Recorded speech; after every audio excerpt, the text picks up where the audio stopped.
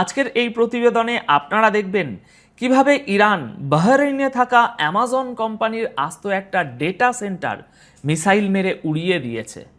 ইরানের পরমাণু ঘাঁটিগুলোর উপর হতে পারে এ যাবৎকালের সবচেয়ে বড় হামলা। ইরান শেষ পর্যন্ত কোথায় লুকিয়ে রাখলো তাদের মহামূল্যবান নিউক্লিয়ার ম্যাটেরিয়াল? দর্শক বন্ধুরা, আজকের এই ভিডিওতে থাকছে অনেকগুলো বড় খবর, তাই শুরু থেকে শেষ পর্যন্ত অবশ্যই সাথে থাকুন, অনেক ইনফরমেশন পাবেন। দর্শক, ইরান এখন আর শুধু আমেরিকার সামরিক ঘাঁটিগুলোকেই নিশানা করছে না, বরং সেই সব বাণিজ্যিক প্রতিষ্ঠানগুলোকেও টার্গেট করছে যাদের বিরুদ্ধে মার্কিন সেনাকে সাহায্য করার অভিযোগ রয়েছে। ইরান এখন দাবি করেছে যে তারা বাহরাইনে থাকা বিশ্বের অন্যতম বৃহৎ কোম্পানি অ্যামাজনের একটা বিশাল ডেটা সেন্টার মিসাইল মেরে পুরোপুরি ধ্বংস করে দিয়েছে। আজকের খবর, আজ 21শে জুলাই দুপুরে ইরানের আইআরজিসি দাবি করে যে তাদের অ্যারোস্পেস ফোর্স বাহরাইনে অবস্থিত অ্যামাজনের সেন্ট্রাল ডেটা ইনফ্রাস্ট্রাকচারের উপর ক্রুজ মিসাইল দিয়ে হামলা চালিয়েছে এবং তা পুরোপুরি ধ্বংস করে দিয়েছে। আইআরজিসির বক্তব্য হলো, এই ডেটা সেন্টারটি নিছক কোনো বাণিজ্যিক জায়গা ছিল না, বরং এটা মার্কিন সেনাকে ডেটা এবং টেকনিক্যাল সাপোর্ট দিচ্ছিল। আর ঠিক সেই কারণেই এটিকে সামরিক লক্ষ্যবস্তু হিসাবে ধরে নিয়ে এর উপর হামলা চালানো হয়েছে। ইরানের দাবি, দারখোভিনে হওয়া মার্কিন হামলার কড়া জবাব দিতেই এই পদক্ষেপ নেওয়া হয়েছে। কারণ ইরানের মতে সেখানে মার্কিন বাহিনী সিভিলিয়ান ইনফ্রাস্ট্রাকচারকে নিশানা করেছিল। মনে আছে নিশ্চয়ই, সেখানে ইরানের একটা সিভিলিয়ান নিউক্লিয়ার প্ল্যান্টের উপর হামলা হয়েছিল। এখন ইরানের এই দাবি যদি সত্যি হয়, তবে এর মানে দাঁড়ায় যুদ্ধ এখন আর শুধু সামরিক ঘাঁটির মধ্যেই সীমাবদ্ধ নেই, বরং প্রযুক্তি, ডেটা এবং ডিজিটাল পরিকাঠামো এখন এই সংঘাতের অংশ হয়ে দাঁড়িয়েছে। অর্থাৎ মিসাইলগুলো এখন আর শুধু বড় বড় সেনা ঘাঁটি খুঁজছে না, বরং ডেটা এবং তথ্য যেখানে আছে সেখানেও মিসাইল মারছে। এবার আসুন দুটো খুব বড় খবর শোনা যাক। এই খবরগুলো ইরানের পরমাণু ঘাঁটি এবং নিউক্লিয়ার উপাদানের সাথে যুক্ত। এটা খুব গুরুত্বপূর্ণ। ইরানের পরমাণু কেন্দ্রগুলোর উপর কি এ যাবৎকালের সবচেয়ে বড় হামলা হতে চলেছে? আর এই হামলা কি যে কোনো মুহূর্তেই শুরু হয়ে যেতে পারে?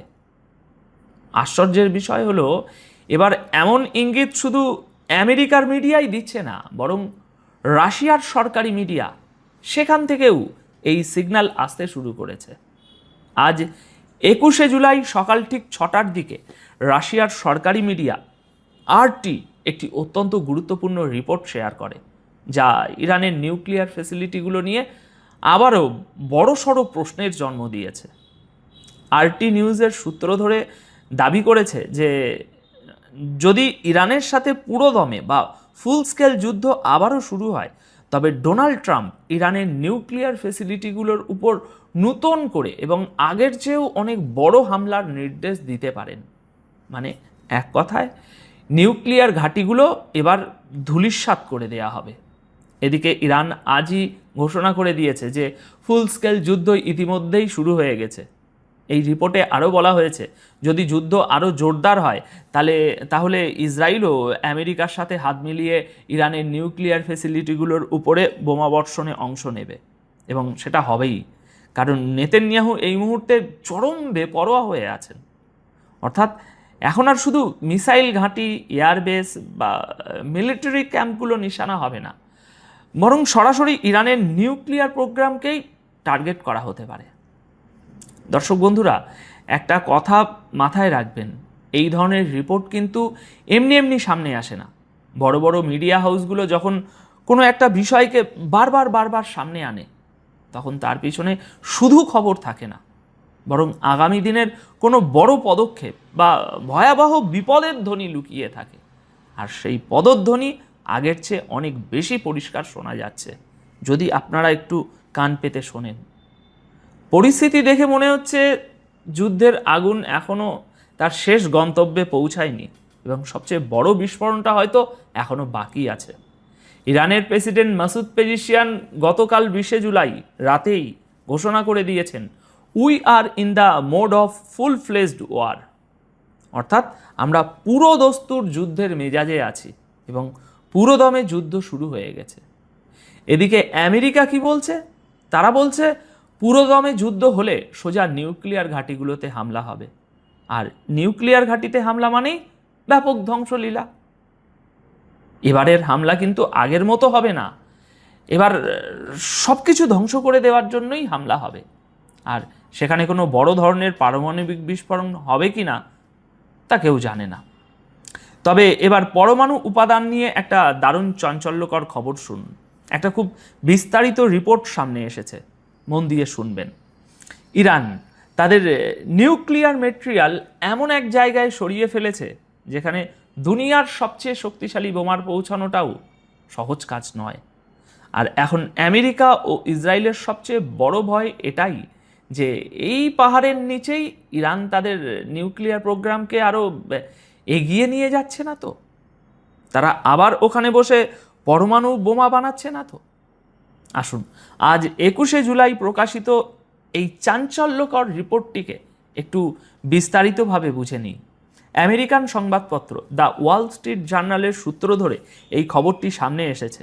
তারা ইসরায়েলি এবং আমেরিকান অফিসারদের বরাত দিয়ে দাবি করেছে যে গত বছর ইরান তাদের হাজার হাজার ইউরেনিয়াম এনরিচমেন্ট সেন্ট্রিফিউজ নাতানজের কাছাকাছি থাকা পিকক্স পর্বতের নিচে তৈরি একটা আন্ডারগ্রাউন্ড ফেসিলিটিতে সরিয়ে নিয়ে গেছে। এখানে আপনাদের জানিয়ে রাখি, এই সেন্ট্রিফিউজগুলোই কিন্তু ভবিষ্যতে ওই অ্যাটম বোমা বানানোর কাজে আসে। অন্যান্য অনেক কিছুর পাশাপাশি এগুলো অত্যন্ত জরুরি একটা জিনিস। ইউরেনিয়াম এনরিচমেন্টের জন্য এগুলো অপরিহার্য, আর ইউরেনিয়াম এনরিচমেন্ট হলে বোমা তো তৈরি হবেই। তবে দাঁড়ান, আসল রিপোর্টটা শুনুন। মূল চমক তো এখনও বাকি এই রিপোর্টের। এই রিপোর্ট অনুযায়ী আপনার ইউরেনিয়াম সরানোর এই কাজ আজ নয়, গত বছর সেই 12 দিনের যুদ্ধের পর হয়েছিল, যে যুদ্ধে আমেরিকা এবং ইসরায়েল ইরানের 3টি বড় নিউক্লিয়ার ফ্যাসিলিটির উপর ভয়ঙ্কর বোমা বর্ষণ করেছিল। মার্কিন এবং ইসরায়েলি অফিসারদের বক্তব্য হলো, এত গুরুত্বপূর্ণ নিউক্লিয়ার যন্ত্রপাতি এত গভীরে নিয়ে যাওয়ার একটাই অর্থ, ইরান যে কোনো মূল্যে তাদের ইউরেনিয়াম এনরিচমেন্ট প্রোগ্রামকে বাঁচিয়ে রাখতে চায়। এর জন্য তাদের উপর যত সামরিক হামলাই হোক না কেন, যত বোমাই পড়ুক না কেন, তারা পরোয়া করে না। আর অফিসারদের এই কথাগুলো থেকেই স্পষ্ট কনফার্ম হয়ে যাচ্ছে যে হ্যাঁ, যন্ত্রপাতিগুলো সেখানে সত্যিই পৌঁছে গেছে। রিপোর্টে আরও জানানো হয়েছে যে পিকক্স নামের এই পাহাড়টি ইরানের নাতানজ নিউক্লিয়ার কমপ্লেক্সের দক্ষিণে অবস্থিত, আর এর নিচে তৈরি হওয়া সুড়ঙ্গগুলো গ্রেনাইট পাথরের ভিতরে 100 মিটারেরও বেশি গভীরে চলে গেছে। আর আপনারা জানেন গ্রেনাইট পাথর নিজে থেকেই কতটা শক্ত আর মজবুত হয়। আমেরিকার একটি বিখ্যাত নিউক্লিয়ার রিসার্চ থিঙ্ক ট্যাঙ্কের নাম শুনুন, ISIS। এদের মতে মাটির তলার এই নতুন ঘাঁটিটি ইরানের ফর্দো নিউক্লিয়ার ঘাঁটির চেয়েও বেশি গভীর এবং অনেক বেশি সুরক্ষিত। আর আজ পর্যন্ত হওয়া কোনো মার্কিন বা ইসরায়েলি হামলায় একে নিশানা করা হয়নি, কারণ এখানে বোমা ফেললেও তা বিশেষ কোনো কাজে আসবে না। রিপোর্টে এটাও বলা হয়েছে যে এত গভীরে আঘাত আনা দুনিয়ার সবচেয়ে শক্তিশালী বাংকার বাস্টার বোমার পক্ষেও এক প্রকার অসম্ভব। তবে হ্যাঁ, যদি একসাথে 20-25টা ওরকম শক্তিশালী বোমা ফেলা যায় তবে হয়তো কিছু ক্ষতি হতে পারে। অন্যদিকে ইরানের দাবি এই জায়গাটি শুধুমাত্র অ্যাডভান্স সেন্ট্রিফিউজ তৈরি এবং সেগুলোকে অ্যাসেম্বল করার জন্য ব্যবহার করা হচ্ছে, ইউরেনিয়াম এনরিচমেন্টের জন্য নয়। কিন্তু আশ্চর্যের বিষয় হলো, ইরান আবার ইন্টারন্যাশনাল অ্যাটমিক এনার্জি এজেন্সি বা IAEA এর পরিদর্শকদের এই ফেসিলিটিতে ঢোকার অনুমতি একদমই দেয়নি। IAEA এর ডিরেক্টর জেনারেল রাফেল গ্রোসি বেশ কয়েকবার ইরানের কাছে ওই জায়গার ব্যাপারে জবাব চেয়েছেন, কিন্তু তিনি নিজেই বলেছেন যে ইরানের কাছ থেকে তিনি সেরকম কোনো সন্তোষজনক বা স্পষ্ট জবাব পাননি। আর ঠিক এই কারণেই আমেরিকা এবং ইসরায়েলের সন্দেহ এখন ক্রমশ বাড়ছে। তাদের মনে এই ভয়টা আরও জেঁকে বসছে যে ইরান হয়তো তাদের সবচেয়ে গুরুত্বপূর্ণ নিউক্লিয়ার মেটেরিয়াল এমন কোনো সুরক্ষিত জায়গায় সরিয়ে ফেলেছে ইতিমধ্যেই, যেখান থেকে তাকে ধ্বংস করা প্রায় অসম্ভব।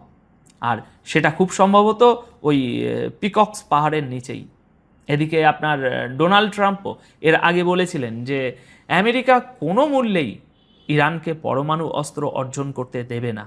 আর তিনি বিশেষভাবে এই পিকক্স মাউন্টেনের কথা উল্লেখ করে বলেছিলেন যে আমেরিকা ওখানকার প্রতিটি গতিবিধির উপর এখন কড়া নজর রাখছে। তাই এখন সবচেয়ে বড় প্রশ্ন হলো, ইরান কি সত্যি তাদের সবচেয়ে গুরুত্বপূর্ণ নিউক্লিয়ার উপাদান ওই পিকক্স পাহাড়ের নিচে লুকিয়ে ফেলেছে, নাকি সেগুলোকে আরও বেশি সুরক্ষিত অন্য কোনো জায়গায় ইতিমধ্যে শিফট করে দেয়া হয়েছে? এর জবাব তো শুধু ইরান জানে, আর নয়তো উপরওয়ালা জানে। তবে এটুকু নিশ্চিত করে বলা যায়, যখন বিশ্বের সবচেয়ে বড় বড় সংবাদপত্রগুলোতে এই ধরনের রিপোর্ট ক্রমাগত সামনে আসতে থাকে, তখন তার পিছনে শুধু সাধারণ খবর থাকে না, বরং কোনো বড় পদক্ষেপের ইঙ্গিত লুকিয়ে থাকে। আমি বারবার আপনাদের এই কথাটাই বোঝানোর চেষ্টা করি। মাঝে মাঝে এই খবরগুলো একটা পরিবেশ তৈরি করে এবং হামলার জন্য উস্কানি দেয়। এই খবরগুলোই পরোক্ষভাবে বলে দেয় যে পরবর্তী বড় হামলাটা কোথায় হতে চলেছে বা হতে পারে। অনেক অনেক ধন্যবাদ আপনাদের সকলকে। ভালো থাকবেন, সুস্থ থাকবেন।